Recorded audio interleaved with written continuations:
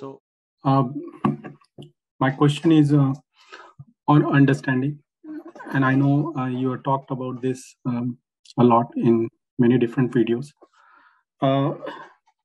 Somewhere in the past, you have said that understanding is not something personal; it is universal.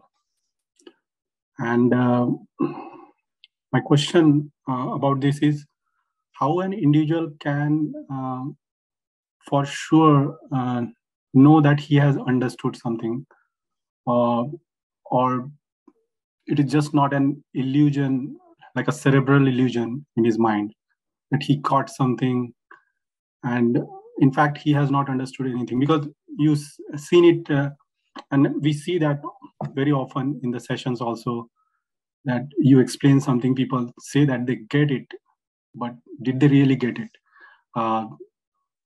Does there I mean, personally I think that unless the response has really touched you to the core, it has transformed you on some level internally, you have not really understood anything. It is just a cerebral thing.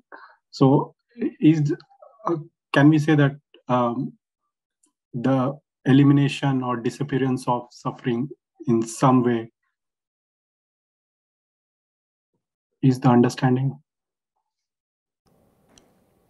There is nothing called understanding actually, there is just the process of understanding. It is not a destination, that's right. It is not a destination, and you continue to understand as you see that it is impossible to understand. Understand a thing.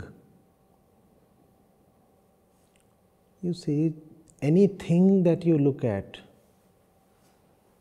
is nothing in isolation, it is linked to 40 other things. So the first step in understanding is you want to understand something in particular and you discover that the thing is nothing in particular. You want to understand why you are annoyed with your son, let's say. The first step is to discover that the annoyance is not really a thing particularly between you and your son. The scope is wider. So you have discovered that you cannot understand that thing, because the problem is just not the way you narrated it. You said, I do not understand, and that's the problem. What do I don't understand?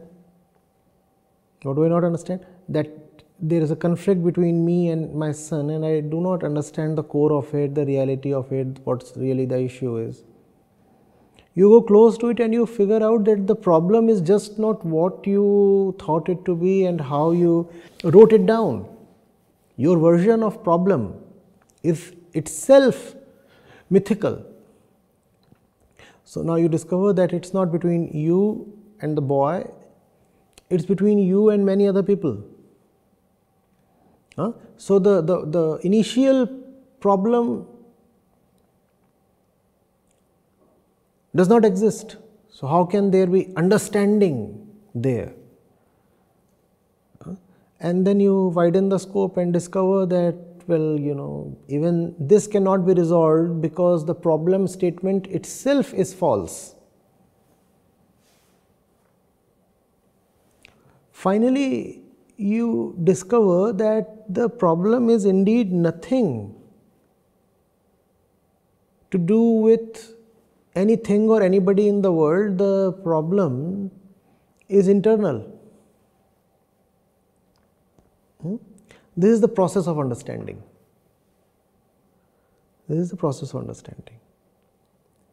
And when you go close to where the problem really lies, you find that in going close to that spot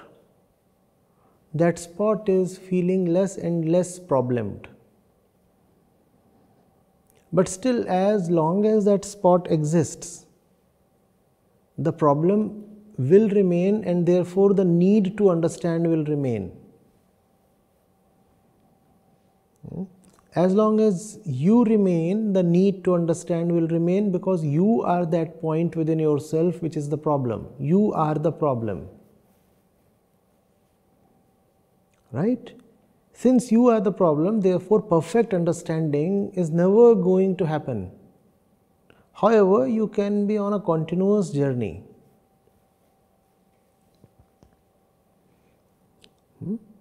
That's called self-knowledge.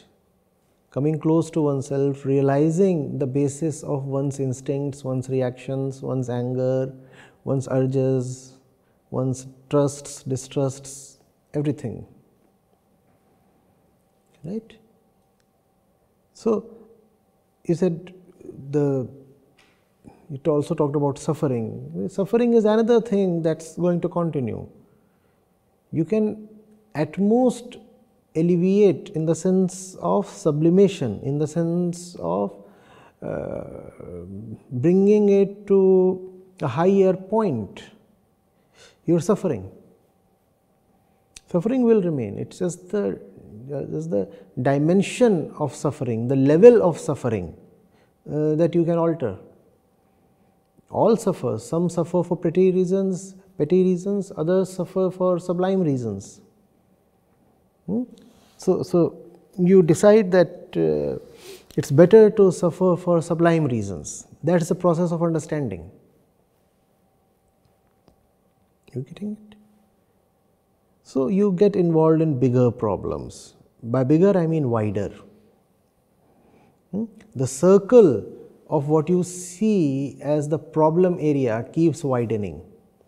And once it has widened enough that you realize that no point widening the circle so much, the problem is actually at the center itself. Irrespective of how big the circle becomes, it's never going to come to an end. All this is the process of understanding.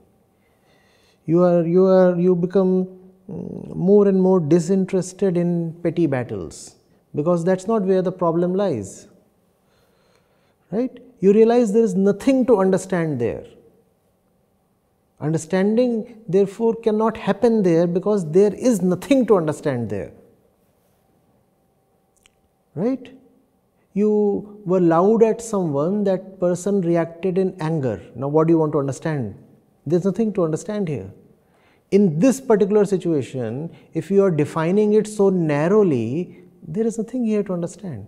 Therefore, you widen the circle of your problem definition becomes bigger. But if you keep asking, oh, why do I speak angrily, why does that person react angrily, you will get no answers, or you will get very narrow answers which might console you for a while but won't help at all.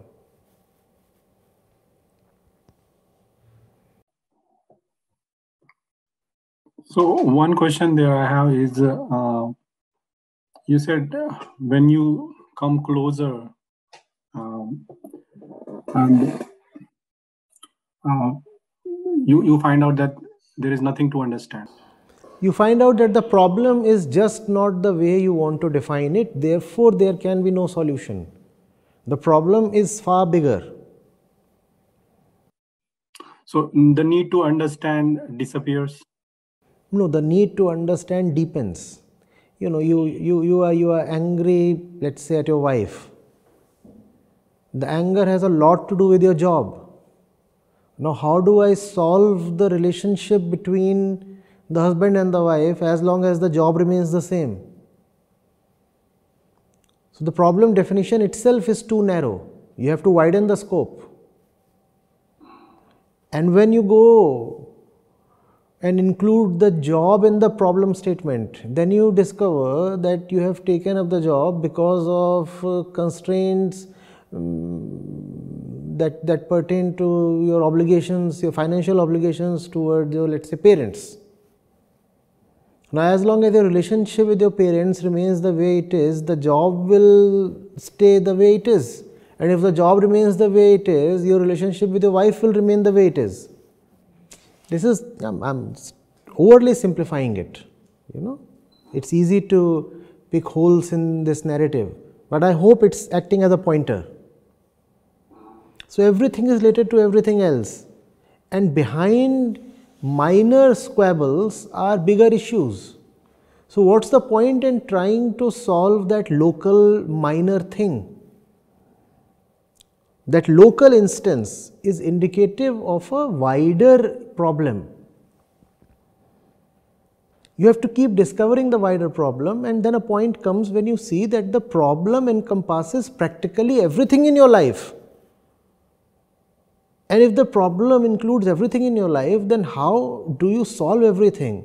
Then the only option you are left with is address the center. Do not try to solve everything. Just solve that which lies at the center of everything, and all the problems will be solved. But before all the problems are solved, you have to first of all come to a point where you can see that everything is a problem. As long as you see a few things in isolation as problematic and you see other things as all right and normal, there is no possibility of solution. You are saying certain things are all right in my life, other things are problematic. No.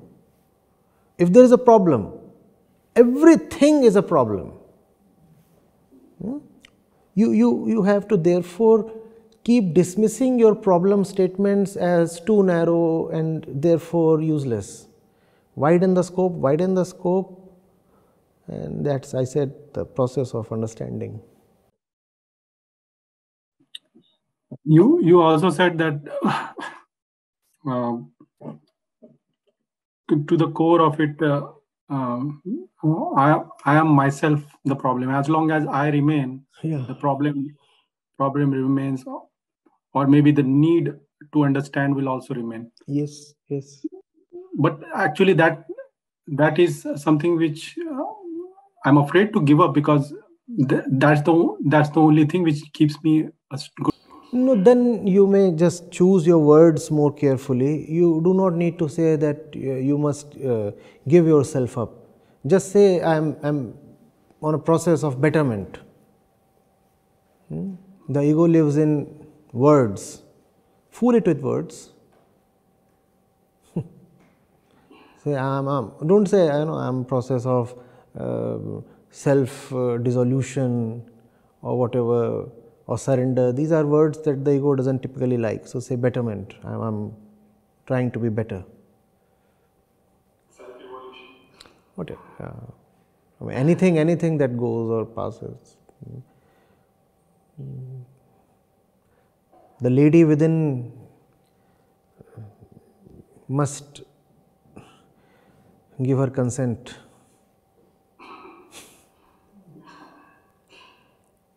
Before you can. All right. Thank you.